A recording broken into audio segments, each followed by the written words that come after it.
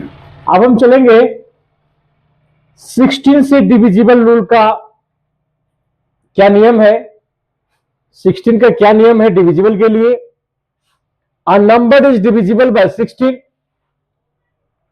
ये सेंटेंस सब में कॉमन है। वैसी संख्या 16 से विभाजित होगी या होती है इफ द लास्ट 4 डिजिट, ये हुआ point, if the last 4 digit, यदि अंतिम 4 अंक, if the last 4 digit of that number is divisible bye 16।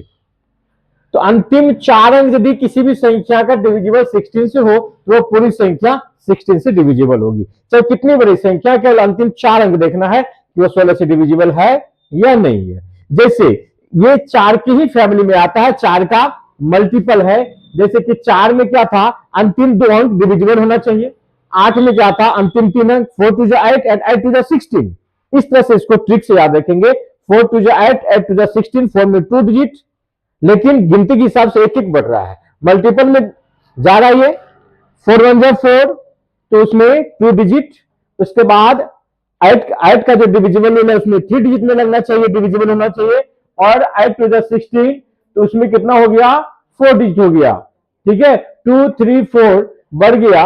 तो इस ट्रिक से याद रखेंगे कि 4 के फैमिली में ये डिविजिबल रूल है। तो 16 में बढ़ के हो गया 4 डिजिट, 4 में था 2, 8 में हुआ 3 डिजिट और 16 में हो गया 4 डिजिट। तो अंतिम 4 अंक 16 से डिविजिबल होना चाहिए, तो पूरी संख्या डिविजिबल 16 से होगी।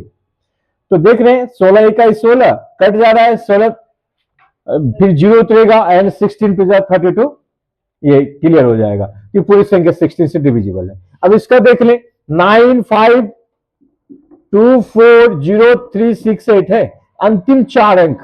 तो अंतिम 4 अंक में लगाएंगे, ठीक, लगा के देखें एक बार।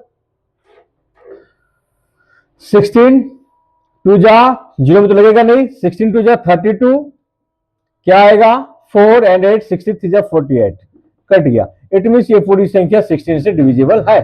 ये भी 16 से, ये भी 16 से। अब हम चलेंगे 17 के पास। तो अब करेंगे 17 से डिविजिबल।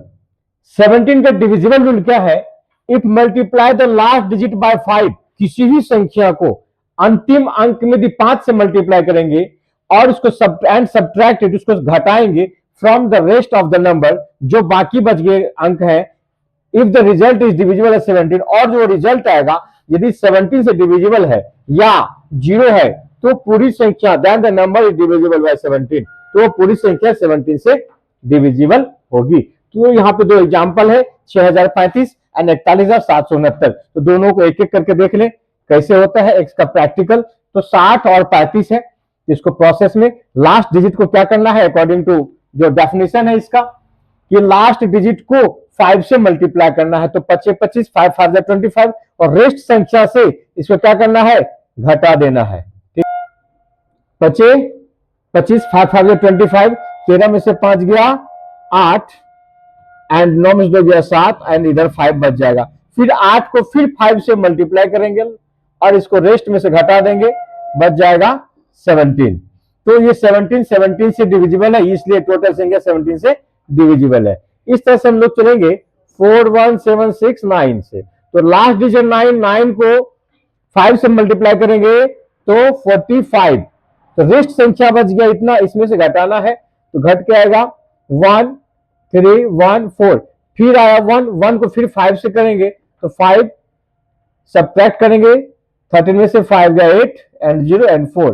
फिर क्या करना है, 8 को फिर क्या करना है, 5 से मल्टीप्लाई करेंगे और बच जाएगा 40, और 40 में से 40 जाएगा, हो जाएगा 0। तो यदि 0 भी आए तो वो 17 से डिविजिबल, यही कारण है ये संख्या 17 से डिविजिबल है।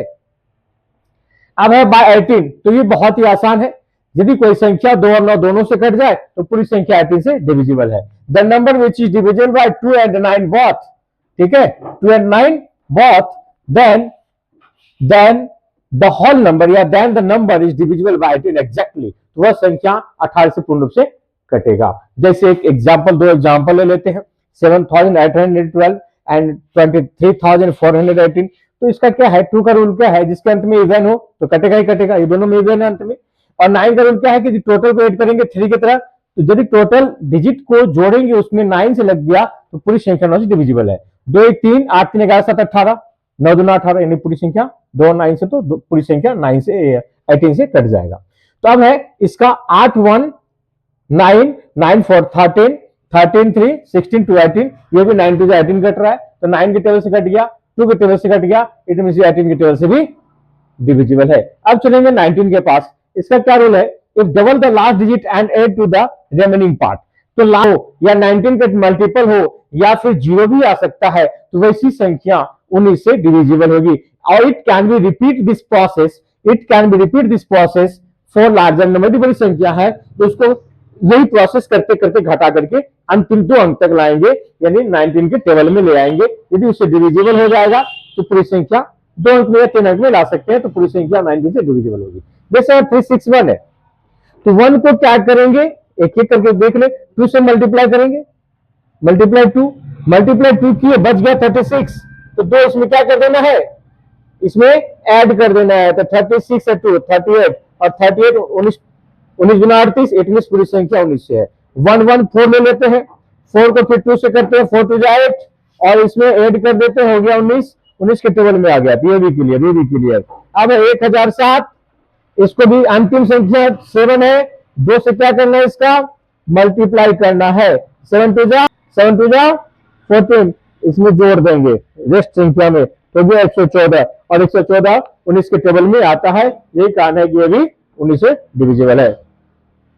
अब चलते 4 अंक का है, 4 अंकों की संख्या है, अंतिम अंक देखेंगे 4 और उसको 2 से फटाफट मल्टीप्लाई कर देंगे, 4 2 जा 8 और रेस्ट संख्या में जोड़ देना है। 9 8 17 का 7, 9 1 10 का 0, हासिल 1, 9 1 10, 1007 आया। तो देखिए इसके पूर्ववर्ती जो संख्या है वो 19 से कटा, 1007 ही था, ये भी 1007 आया, इतने से ये भी 19 से डिविजिबल है। या ये भी आ जाएगा तो फिर से इसी प्रोसेस में आएगा, 114 आएगा और 19 के टेबल में आएगा, 19 छके 114, 19 6 114, और यही कारण है कि ये संख्या 19 से डिविजिबल है। ये हो गया 16 17 18 और 19 का डिविजिबल रूल। अब हम लोग सीखेंगे 2 और डिविजिबल रूल। वैसे डिविजिबल के लिए तो बहुत सारे हैं, लेकिन 2 हम और बताएंगे, 20 और 21। अब हम सीखेंगे यानी 20 से डिविजिबिलिटी रूल क्या होता है।